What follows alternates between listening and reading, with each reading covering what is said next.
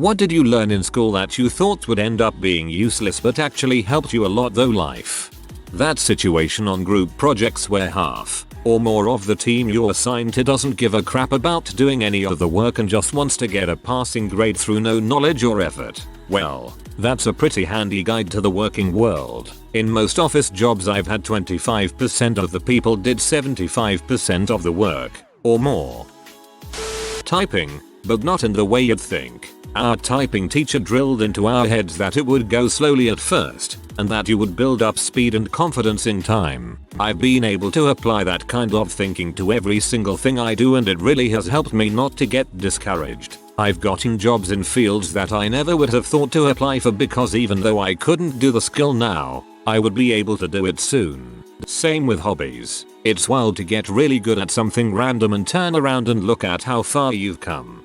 Slow is smooth. Smooth is fast. Everyone in the military. I've started applying it to learning guitar and piano lately, too. Hit the right notes now, and worry about the timing later. Typing. I had to take it in HS and thought it was an absolute joke that it was a required class. It's been my best return on forced investment though, by far. I had a spelling test in elementary school. One of the words we had to spell was a lot, as in I have a lot of candy. Lo and behold, it is revealed that a lot is actually 2 words, not 1. It was a trick question. As I imagine many Redditors can relate, I was incensed. How dare she tarnish my spelling test score with this deception? I was the angriest 7-year in the world, and I never trusted Ms. Tosha again. In fact, I was so scarred by this betrayal that I've never been able to write the words a lot without thinking about the spelling test. And wouldn't you know it, in my whole life since that day I've never made the mistake of writing a lot instead of a lot. I would a lot less anger to that topic, if I were you. In college I had to take the class Witch Trials in Medieval and Renaissance France because it was the only course that fulfilled a general education requirement that also fit in my schedule. The class felt like an unbelievable waste of time. Everything was working against it. It was an 100-person lecture. The professor lacked any charisma or presentation skills. Half of the class time was spent watching absolutely terrible films that illustrated one historical point or another. But I was paying for it, so I slumped back in my chair and suffered through every lecture. If you had asked me coming out of college what was the dumbest course I took, I would have pointed to this one. But now I honestly find myself sharing things I learned in that class a couple times a year. I have managed to impress some seriously accomplished people with a well-placed knowledgeable comment on medieval folklore or an explanation of the mechanics of witch hunts, and it all came from that one class. I don't even work in the field I majored in, so it turns out the things I learned in a class about French witches has been more useful to me than some of the stuff I spent hours closely poring over and committing to memory. I understand that. Like, I feel like I forgot a lot from some of my important classes, but I definitely tell anecdotes from History of American Forests, which was basically history of lumberjacking. Grammar. And just to practice the habit of checking my work in general. Everyone needs someone who knows how to write, and you'd be surprised how often someone will dismiss you out of hand due to simple errors on cover letters or resumes. The most surprisingly useful class I ever took was a class I took on a lark in college. Greek and Latin roots in English. I have lost count of how many times I have been able to deduce the meaning of words or phrases that otherwise would have been totally opaque to me. Yeah, it doesn't help me build a deck the way geometry does, but it's done better for me than a large chunk of my other college classes.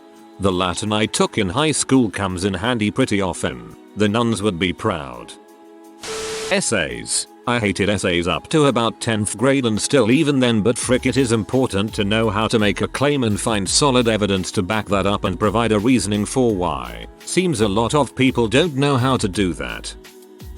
How to fall properly. I was never the most athletic kid in school, not the least but not the most, and I remember being bored out of my skull one middle school gym class about how to brace yourself for falls and other stuff like that. Then a couple of years after graduation I was working for a small company, very small, doing telecom work, and found my ladder about to slip off the building while I was in the process of climbing it. As soon as I realized it was going down, I dropped the item I was hauling up and bailed to the side so as to not get tangled up in the ladder. I fell approximately 20 featuring onto pavement, but thanks to that stupid gym class all I did was fracture my wrist. I fractured the heck out of it and didn't have full use of it again until years later, but I didn't land on my back or head or anything crazy like that. That's so interesting. I never heard of that kind of thing behind taught in gym. Falling is so stupidly dangerous. It can be like your case where with some know-how and luck, you can fall 20 feet onto pavement and just mess up your wrist. Or it can be like you trip off a curb and smack your head and die.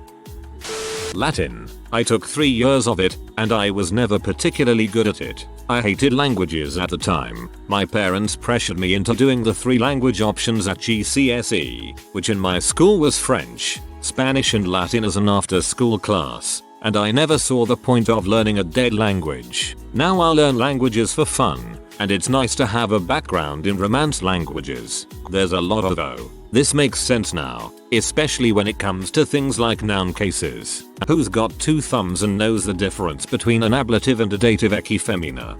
Yes, dative came useful when learning German.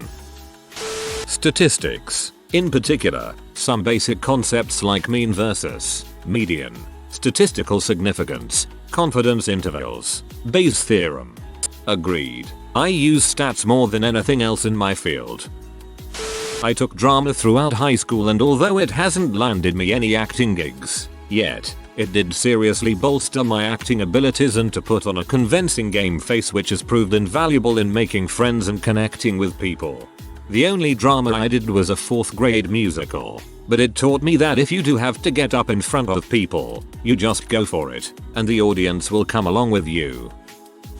Medicine. Hear me out on this one. Started out as a pre-medical student, but flunked calculus. Had to switch majors to history during sophomore year to save my academic scholarships. I thought I had wasted my time since the odds of using that level of medical training, basic anatomy, biology, and chemistry, were slim to none. My first job after getting my master's was in a history of medicine archive, parlayed that into working at a federal science agency, TL. Doctor owe my career to flunking calculus. Trigonometry. I was a biology major, and things like trig seemed pointless. Later on in life, I helped design experiments to measure perception, and I was asked to create a computer-based experiment that would move a distractor stimulus half the intrafoveal angle, 0.7 degrees, when viewed from 25 centimeters. I thought WTF. Then, I was back in class from 20 years earlier and remembered that tan equals opposite adjacent, so it was actually quite easy, and I wrote a routine that automated things for the researchers. I ended up doing a lot of these. Sin Greek letter theta for small Greek letter theta. Also tan Greek letter theta sin Greek letter theta for small Greek letter theta. Math. The whole subject shows you how to break down a problem and find a solution or solutions using different methods and various approaches. This isn't one that I ever thought would be useless for me since I went into a STEM field, but it's nonetheless incredibly useful in my career. How to use the correct number of C's and S's to in spelling necessary. Learned it in 3rd form biology. Never eat cake, eat salmon sandwiches. I had a business teacher explain how important it is to check price tags on the shelf for the price per unit, to be sure you're getting the best value overall. I read those labels every time I'm in the store, like 10 years later. I've recently started doing this. Sometimes I'll spend more on a few pounds of something like chicken. It's just me and the SO. I can't justify buying 10 pounds of it for just us. Spanish. I'm a police officer in a very diverse community now, and it's extremely helpful. I don't look like I speak Spanish, so people talk in front of me as if I don't know what they are saying. They say incriminating things. They even plan out how they're going to assault me right in front of me. It's crazy, but most importantly I'm a greater service to my community. I can help people I ordinarily might not be able to. You're cool, I like you. I feel like typing is very appropriate here. I was pretty surprised to see how many people, including people who grew up on a computer and keyboard, still hunt and peck. I hunted and pecked despite being taught the home row method in kindergarten because I hated that method and couldn't do it effectively. Then I started playing multiplayer video games based on chat commands. Now my typing is rather normal. basic computer literacy and troubleshooting. Bunch of technologically inept co-workers that can't even create their own email address. I had an accounting teacher in high school who used to say, if your outgo exceeds your income, your upkeep will be your downfall. I have thought about that a lot over the years and really do think it has helped me to keep my financial life more balanced. Pre-reading. A guy used to be so annoyed by this. Why am I slowing down to read the headings when I can just plow through and finish my homework faster? Then, about 15 years later, I got to graduate school, and my professors there taught us pre-reading. I now teach it to my undergraduate students. You can get through dense text so much faster and remember so much more of it if you look before you leap rather than just plowing through from the beginning. What I tell my students now: read titles and headings, look over all tables and figures, and stop to imagine what the article will be able. Then, you may start reading. My chemistry teacher gave us a test at pretty much the start of the semester. One of the major rules in the classroom was that during a test there was no speaking, no looking around, no communicating. When you're finished with the test we were to sit quietly. So here we go on this test and I'm doing great probably. It was a read each question before answering kind of test. The recent unit we were reviewing was something about proper lab protocol to get us ready for actually doing lab work. Lots of easy questions like when do you put on safety glasses? The last question on the last page was, to score 100% on this test leave everything entirely blank. The most critical thing to remember is to always read instructions thoroughly from start to finish before beginning work on something. If you don't, you may miss something confusing later in the instructions and end up with a half-finished thing which would be wasteful at best, dangerous at worst. I don't think anyone got 100% on it, but that really stuck with me, and there's been plenty of times I would have had issues in the middle of setting something up for stupid reasons if I hadn't read through it before I started. When I was in middle school, my teacher made us do a test quiz where you had to read the whole thing to get an 100. It would say to draw a square in the corner, then draw a circle in it, etc. Only a few students passed, but it taught us a good lesson. Maslow's hierarchy of needs helps so much in understanding another person's position or struggle, and in providing needed help to that person.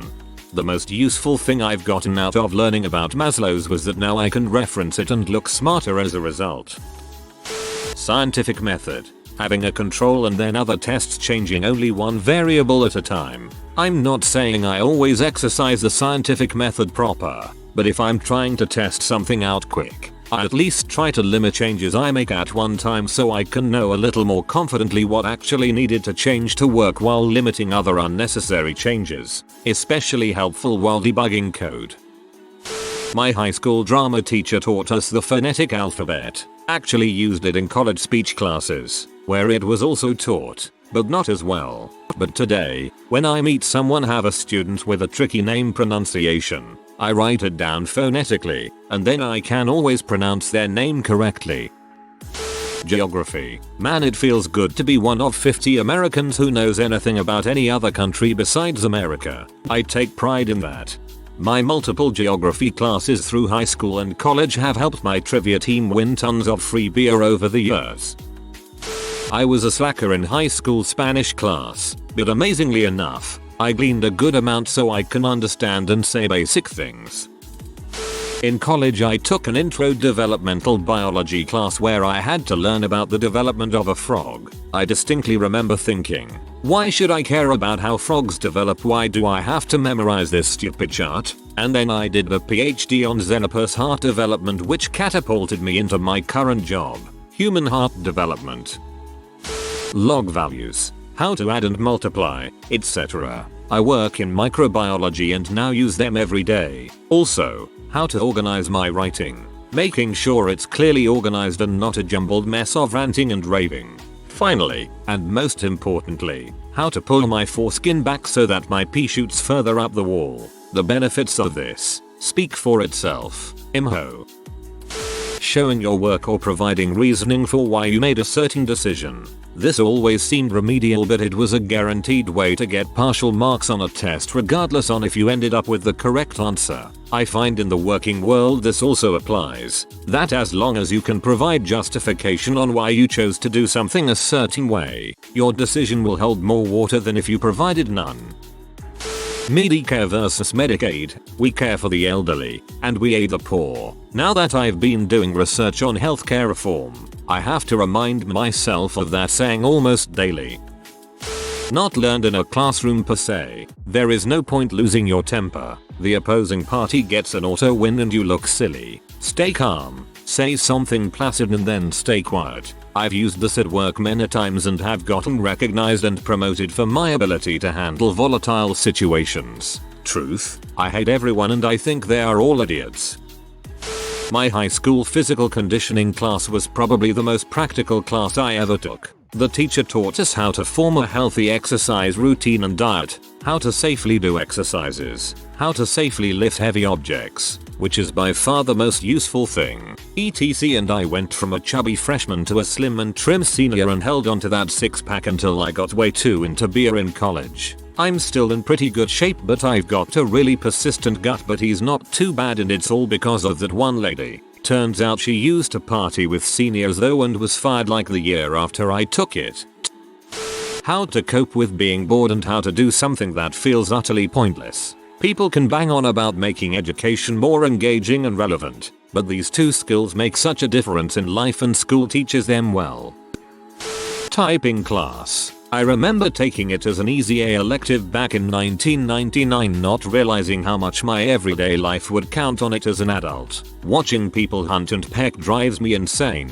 I know exactly what you mean. Was going to write this, but I usually read a few comments before. I honestly think my most useful class was English. Aside from the grammar stuff, I really think my English classes, especially the books we read, taught me about empathy and humanity and things like that. Perhaps not the most practical skills, but still important. It's been studied and proven that frequent readers are more emphatic than the average person. I don't know what study it was. My professor read it, not me. Math. All of it. You go around thinking all this stuff might be interesting on its own, but it's useless. But if you want to do anything professionally relevant to science, economics, even social science in any quantitative way, you need to really be able to understand a lot of math and the way it works, particularly algebra in a lot of cases. I took a lot of advanced math in high school just to make myself look smart to get into a better college, but holy crap am I glad I did. I became a biologist. I need that stuff all the time. Yes, like even calculating tips at restaurants, which isn't crazy math, but still is math. Or if you're involved with any sort of business in adulthood, you're going to have to work with numbers on some level, probably. Using context clues to guess what a word you don't know means. It's amazing. And since there are tens of thousands of words in most languages with a literary tradition, you really don't have time to look up every single new word. It's good for expanding your vocab in your native language, and it's also useful when you're reading something in a second language that you're not completely fluent in yet. The mitochondria is the powerhouse of the cell. I can't even begin to tell you how many times this knowledge has gotten me out of a bind. In kindergarten I learned how to remember how many days there are in a month by using the peaks and valleys of my knuckles. Each knuckle is 31 days and each valley is 30 days or February 28/29. Put your hands together, palms down and thumb to thumb. Starting at the knuckle from your left hand's pinky. Left pinky is January, 31 days. First valley is February, 28/29 days. Left ring finger is March, 31. Second valley is April, 30. Left middle finger is May, 31. Third valley is June, 30. Left index finger is July, 31. Right index finger is August, 31. Fourth valley is September, 30. Right middle finger is October, 31. Fifth valley is November, 30. Right ring finger is December, 31. Thank you for explaining this in detail. No one ever taught it to me and I wasn't sure how it was done.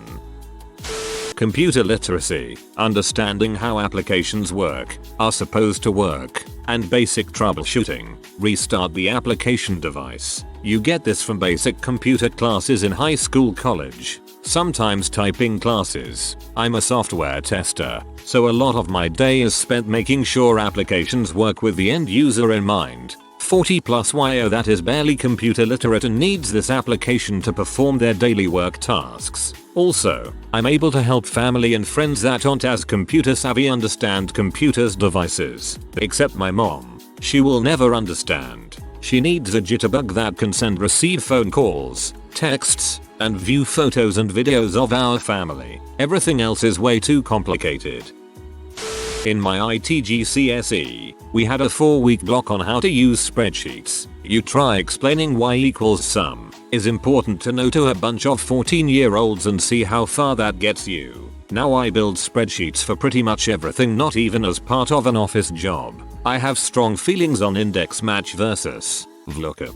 I am the queen of the conditional format. I have a special spreadsheet that tracks my productivity per day and spits out data visualizations for every question I could possibly ask about how my work is going. Usually not well, because I spend too much time making spreadsheets. Psychology. Took it as an elective because it sounded fun to study crazy people. I haven't stopped studying crazy people since. In my spare time, they are all around. Out of college, signed up accidentally for logical philosophy instead of philosophy. Turns out it was something like a mathematical argument structuring course. I vehemently hated that class every time I attended, but it's been the most useful. I not only prepare better arguments in personal life, I prepare better business cases at work. And won't you know it, Excel functions are fundamentally the same. I took a class by mistake and turns out I use it every day in my job. History. Knowing history enables you to understand current events and probable outcomes. It also gives a hint what to expect, because, sorry cliche, history tends to repeat itself. If you are new to the channel, you can subscribe. I publish new videos every day. Until then, check another video.